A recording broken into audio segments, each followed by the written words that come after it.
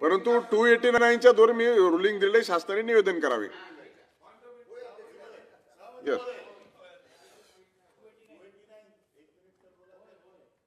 बोला काय. सभापती महोदय, 289 आज मी दिलेला आहे. 2-3 दिवसापूर्वी या राज्याचं जनसुरक्षा विधेयक आपण पारित केलं. जनसुरक्षा विधेयक पारित करताना या जनतेच्या सुरक्षतेच्या विषयी फार मोठी मोठी भाषणं केली गेली. प्रवीण दरेकरांनी तर 2.5 तास किल्ला लढवून जनसुरक्षा बिल कसं आहे, चांगलं आहे आणि जनतेची सुरक्षा कशी करू याच्या बाबतीतले इथे सगळे सविस्तर मांडणी केली.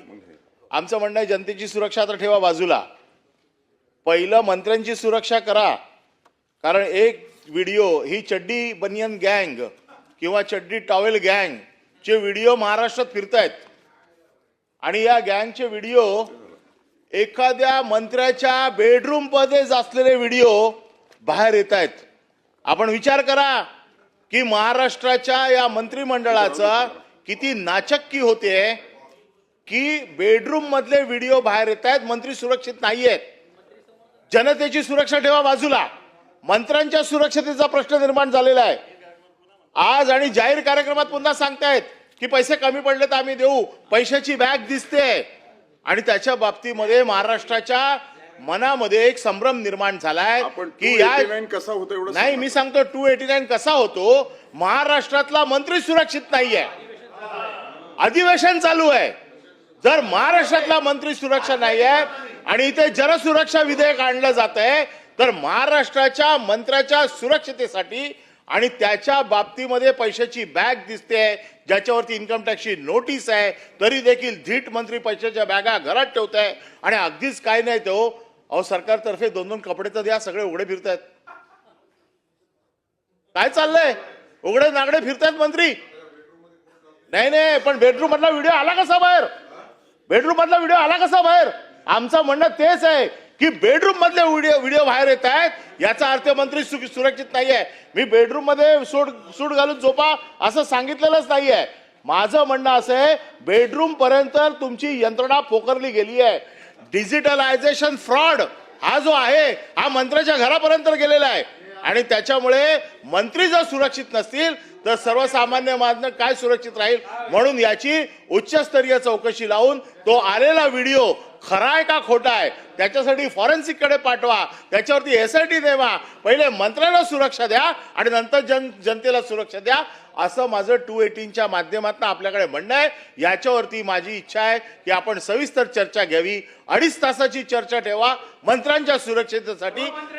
त्याचं कारण असं आहे मंत्री जर सुरक्षित नसतील तर सर्वसामान्य जनता काय सुरक्षित राहणार. आणि म्हणून मंत्र्यांच्या सुरक्षेसाठी आपण कुठल्या नियमाखाली हा विषय घेणार आहे याचं रुलिंग आपण द्यावं. पॉइंट ऑफ इन्फॉर्मेशन मध्ये माननीय विरोधी पक्ष नेते सभापती महोदय, एक मिनिट. विरोधी पक्ष नेते सभापती महोदय, शंभूराज देसाई मान्य बोलतोय. सभापती याला जोडूनच आहे तुमचं, याला जोडूनच आहे. नाही हा विषय वेगळा आहे, वेगळा विषय. बर बोला. सभापती महोदय, मी राज्य सरकारचं एक अभिनंदन करणारे विरोधी पक्षनेता असतानाही आणि या विषयावर करणार आहे की युनेस्कोनं जे आपल्या राज्यातले 12 किल्ले याचा जागतिक वारसा म्हणून स्थळामध्ये समावेश केलेला आहे. याच्यामध्ये निश्चित राज्य सरकार असेल, केंद्र सरकार असेल याचं अभिनंदन केलं पाहिजे. कारण हे 12 किल्ले ज्या पद्धतीनं आत्ताच्या घडीला युनेस्कोमध्ये घेतले गेलेले आहे, मला असं वाटतं आता आपली जबाबदारी जास्त वाढलेली आहे. कारण हे 12 किल्ले ज्या अर्थी वारसा स्थळ म्हणून घेतली जातात त्या अर्थी येणाऱ्या काळामध्ये युनेस्कोमध्ये कायम हे वारसा स्थळ राहणं हे सुद्धा आवश्यक आहे. निश्चित या किल्ल्यांकडे बरंच दुर्लक्ष होत असतं आपलं.